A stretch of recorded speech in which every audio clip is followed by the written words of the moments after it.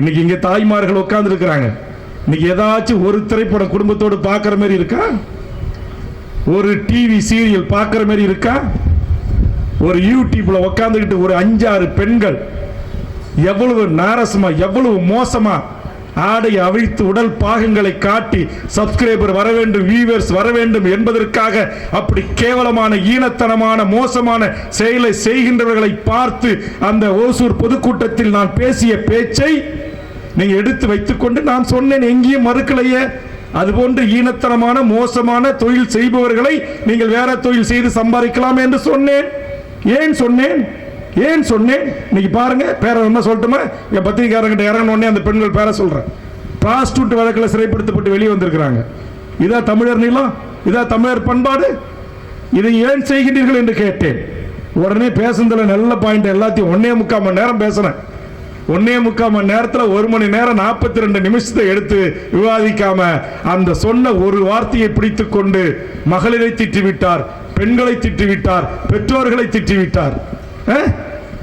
இன்னைக்கு பெற்றோர்களோட பார்க்கிற மாதிரி இருக்கா? இங்கே மாரிமுத்து சில பாடல் வரிகளை சொன்னார். என்னை கூட நீங்கள் ஒரு கட்சி தலைவர், 3 முறை எம்எல்ஏ ஆயிட்டீங்க, இந்த கேவலமான கீழ்த்தரமான அநாகரிகமான பாடல் வரிகளை எல்லாம் உங்க வாயால சொல்லாதீங்க அப்படின்றீங்க. அதனால நான் சொல்லல, கடந்து போறேன்.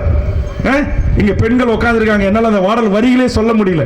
எவ்வளவு கீழ்த்தரமான அநாகரிகமான ரெட்ட வசனம், ரெட்ட பொருள். இந்த பாட்டை போட்டு ஆடிக்கிட்டு குத்தாட்டம் போட்டுக்கிட்டு டான்ஸ் போட்டுக்கிட்டு கஞ்சா அடிச்சுக்கிட்டு ஒருத்தனோட இவ்வளவு கேவலமா தமிழர் நிலம்? இதான தமிழர் பண்பாடு?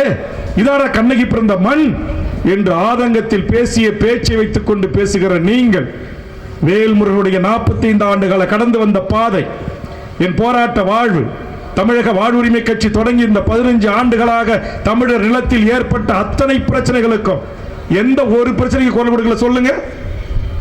இந்த திருவாரூர் தஞ்சை டெல்டா மாவட்டம் ஹைட்ரோ கார்பன் மீத்தேன் ஓஎன்எஸ்ஆல் பாதிக்கப்படுவது என்பதற்காக மணியரசனோடும் இங்க இருக்கிற மீத்தேன் திட்ட ஒருங்கிணைப்பாளர் ஜெயராமனோடும் எத்தனை போராட்டங்கள். கடந்த சில மாதங்களுக்கு முன்பாக இங்கே எங்களுடைய பாபு வந்திருக்கிறார்.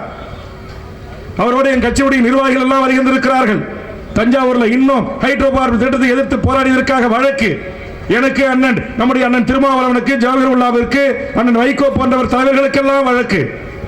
என்எல்சியிலே தேச விரோத வழக்கு, தாமிரபரணியிலே வழக்கு, தூத்துக்குடி டாக் தொழிற்சாலை மூடியதை மீண்டும் திறந்து ஆயிரக்கணக்கான தமிழர்களுக்கு வேலை கொடுத்தால் தான் வேல்முருகன் நகரம் என்று 1000 பேரை டிஸ்மிஸ் செய்துவிட்டு மூடிய கம்பெனி மீண்டும் பணக்கார கார்பரேட் நிறுவனத்தை திறக்க வைத்து அந்த 1000 பேருக்கு மீண்டும் பணி உத்தரவை வழங்கிவிட்டு தான் தூத்துக்குடியை விட்டு வெளியேறினான்.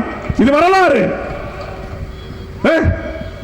நீங்க போறீங்க பரந்தூருக்கு, வேன்ல போய் நின்று வரீங்க, Velmurugan 5000 police, 5 SP, 2 DIG, 1 IG, அத்தனை தடைகளையும் உடைத்து போராடிய பரந்தூர் மக்களோடு மக்களாக போராட்ட களத்துக்கு சென்ற அரசியல் கட்சி தலைவன் வேல்முருகன் என்பது பதிவு செய்யப்பட்டிருக்கா இல்லையா?